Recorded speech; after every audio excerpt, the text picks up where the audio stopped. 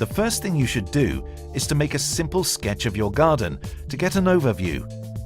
This will help you plan your boundary and guide wire placement and placement of the charging station.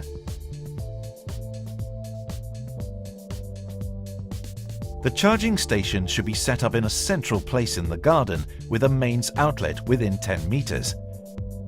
Please never place your charging station outside the lawn area and make sure that the cable connections are aligned towards the lawn end. For the mower to optimally function, there should be 1.50 meters free space to the sides and 2 meters in front of the charging station. The location must be even to ensure that the mower drives into the charging station without problems. If possible, pick a shady location.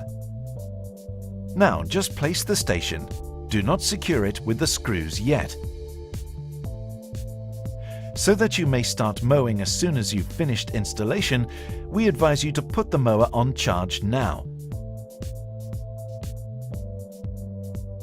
Plug the low voltage cable into the charging station and the power supply into the power outlet. Turn the main power switch on and push your robotic lawnmower into the charging station. The mower will now start charging.